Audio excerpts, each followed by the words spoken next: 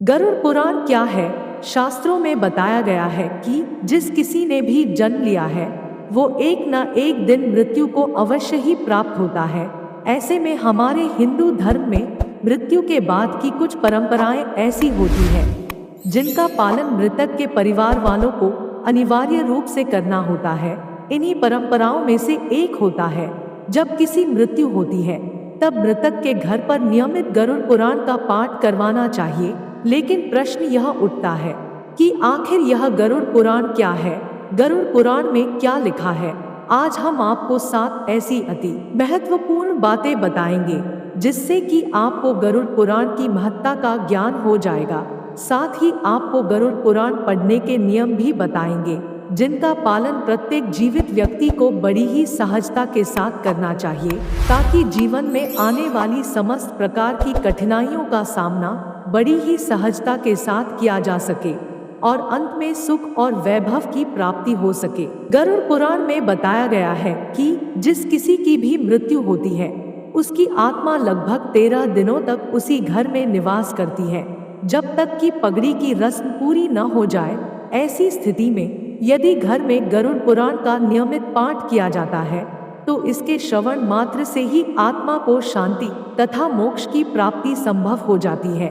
आम तौर पर लोग जन्म और मृत्यु से जुड़े कई प्रश्नों का उत्तर जानने को उत्सुक रहते हैं। ऐसे में जब किसी व्यक्ति की मृत्यु हो जाती है तो परिवार के सदस्यों के मन में ये प्रश्न और भी प्रबल हो जाते हैं। ऐसी दशा में इस पुराण के श्रवण मात्र से ही मन की जिज्ञासाएं शांत होती है, क्योंकि इसमें इन्हीं सब प्रश्नों के उत्तर बताए गए हैं।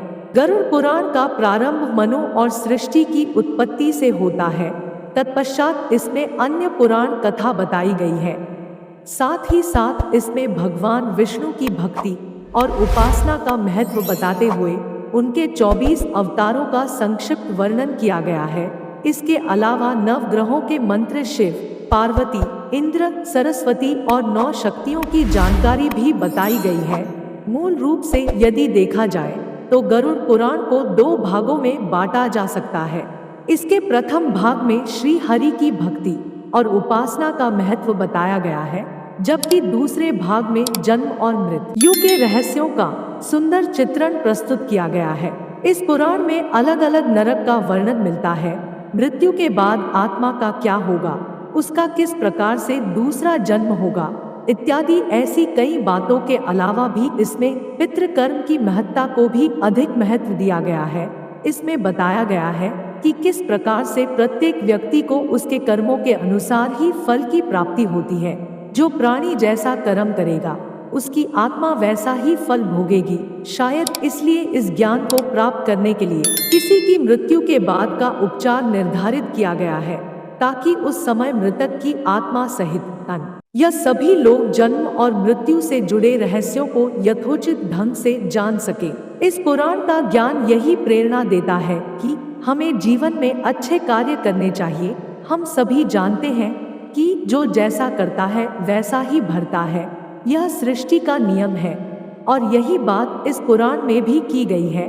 यदि संक्षिप्त में कहा जाए तो गरुड़ पुराण में बताए गए रहस्यों को समझने के बाद मृतक की आत्मा सहित परिवार वालों को दुख सहने की शक्ति मिलती है और वे जीवन में आगे बढ़ने के लिए प्रेरित होते हैं। इसके अलावा इसमें जीवन से जुड़े 7 ऐसे महत्वपूर्ण नियम बताए गए हैं जिनका पालन प्रत्येक व्यक्ति को बड़ी ही सहजता के साथ करना चाहिए। वह कुछ इस प्रकार है। गरुड़ पुराण के नीति सार में बताया गया है कि शत्रुओं से निपटने के लिए हमें सतर्कता और शास्त्रों का सहारा लेना चाहिए। कुछ शत्रु हमें लगातार ही नुकसान पहुंचाने का प्रयास करते रहते हैं। ऐसे में यदि हम चतुरता नहीं दिखाएंगे तो हमें अपने व्यापार पेशे से लेकर अन्य किसी भी रूप में नुकसान उठाना ही पड़ेगा।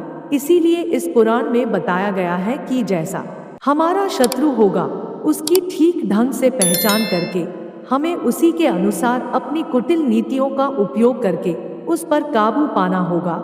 यदि आप धनवान और भाग्यशाली बनना चाहते हैं तो जरूरी है कि आप साफ सुथरे एवं सुगंधित वस्त्र पहने। इस पुराण के अनुसार उन लोगों का सौभाग्य नष्ट हो जाता है जो गंदे और मैले कपड़े पहनते हैं। ऐसे लोगों के पास कभी लक्ष्मी नहीं आती है तथा उनके घर में दरिद्रता का निवास हो जाता है। कई बार ऐसा भी देखा गया है कि जो लोग धनवान और सभी सुख सुविधाओं से संपन्न होते हैं परंतु फिर भी गंदे वस्त्र पहनते हैं तो धीरे धीरे से उनका धन नष्ट होने लगता है। किसी भी लक्ष्य को हासिल और महारत हासिल करने के लिए उसे सीखने और उसके निरंतर अभ्यास से ही उसमें पारंगत हुआ जा सकता है। निरंतर अभ्यास करते रहने से कोई भी व्यक्ति बुद्धिमान बन सकता है, परंतु इसके ठीक विपरीत यदि अभ्यास का अभाव हो तो अच्छी से अच्छी विद्या भी एक न एक दिन नष्ट हो जाती है। अर्थात समय बीतने के साथ ही हमारा मन और मस्तिष्क उन बातों को भूलने लगता है। इसलिए इसमें बताया गया है कि ज्ञान और विद्या को सुरक्षित रखने के लिए हमें सदैव उसका अनुसरण और अभ्यास करते रहना चाहिए। भोजन ही हमें ताकत देता है और भोजन ही हमें निरोगी बनाता है, अर्थात भोजन ही हमारी ऊर्जा का मुख्य स्रोत है। हमें ज्यादातर बीमारियां भी भोजन की वजह से ही होती हैं, परंतु यदि हम संतुलित आहार ग्रहण करेंगे तो हमें निरोगी काया प्राप्त होगी। इसलिए हमें सदैव सुपाच्य भोजन ही ग्रहण करना चाहिए, क्योंकि ऐसे भोजन से हमारा पाचन तंत्र ठीक से काम करता है और ऊर्जा पूर्ण रूप से शरीर को प्राप्त होती है। एकादशी व्रत को ग्रंथों और पुराणों में श्रेष्ठ बताया गया है। गरुड़ पुराण में इसकी महत्ता का बखान विस्तार से किया गया है।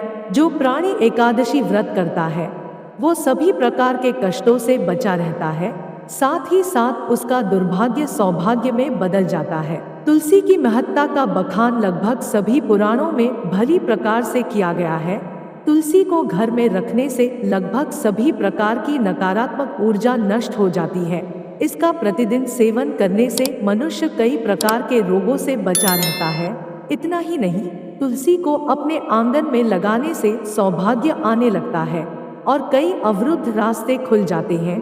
भगवान विष्णु की पूजा के पश्चात तुलसी की पूजा करने से मनोवांछित फल की प्राप्ति होती है। इस पुराण में बताया गया है कि ज्ञानी धर्मनिष्ठ का अपमान करने वाले तथा धर्म का अपमान करने वालों को एक ना एक दिन निश्चित रूप से पछताना पड़ता है।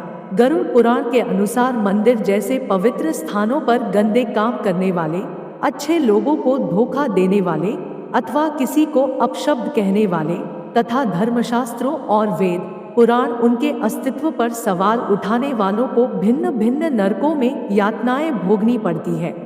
तो मित्रों, अब तो आप जरूर गरुड़ पुराण के महत्व और ज्ञान को समझ गए होंगे। हम आशा करते हैं कि हमारा यह प्रयास आपको अच्छा लगा होगा।